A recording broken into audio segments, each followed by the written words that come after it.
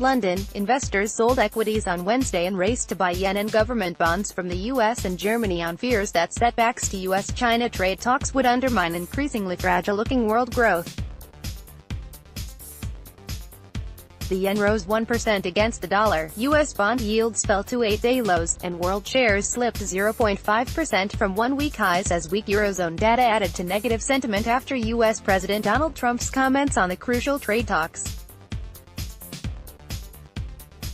Investors were also watching Turkey and Italy, with the former seemingly headed for a full-blown crisis as the currency plunged to new record lows. Italian borrowing costs resumed their rise back towards recent multi-month highs on fears an incoming coalition will sharply boost government spending. The risk-off mood was initially triggered by Trump saying he was not pleased with progress on trade talks with China. The comments tempered earlier optimism that China and the US would be able to avert a damaging global trade war. U.S. Treasury Secretary Steven Mnuchin had said earlier the trade war was on hold.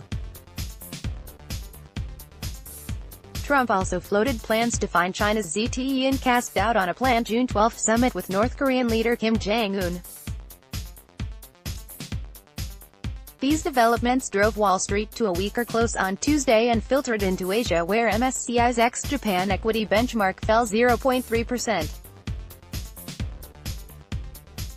Japan's Nikkei lost 1.2% to reach 1.5-week lows.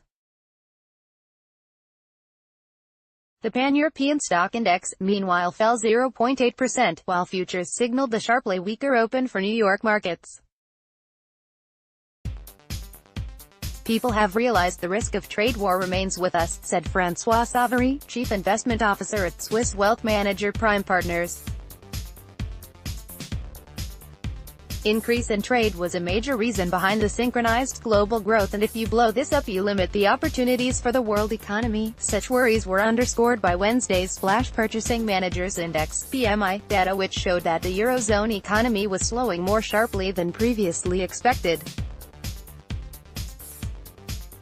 The data, along with the global sentiment setbacks, sent eurozone bond yields broadly lower, while U.S. Treasury yields slipped to an 8-day low after retreating sharply on Tuesday from near 7-year highs.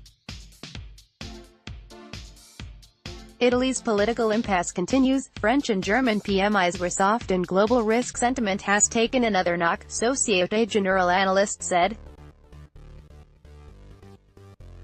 Savary was more sanguine on the data, noting that growth, while slowing, remained healthy. But he warned that trade setbacks alongside geopolitics, especially the reimposition of Iran sanctions, could have economic consequences via potentially higher inflation. Oil prices held near 3.5-year highs on concerns over supply from Venezuela and Iran. But Brent futures slipped 0.5%, coming off the $80 a barrel milestone. Lower U.S. yields sapped some of the appetite for the dollar, taking it almost 1% lower against the yen. Against a basket of currencies, however, it rose 0.3%, with the euro hitting a new 6-month low against the greenback. The euro also fell against another safe asset, the Swiss franc, touching a 2-month low. Italy and Turkey. One reason for the euro's woes is Italy, where an incoming coalition government comprised of the far-right League and anti-establishment Five Star looks likely to implement big spending policies. This could add to the country's big debt pile and see Rome clash with the EU. Italian bonds fell in value, reversing the modest gains seen on Tuesday after 6 days of selling that took 10-year yields to their highest in 14 months.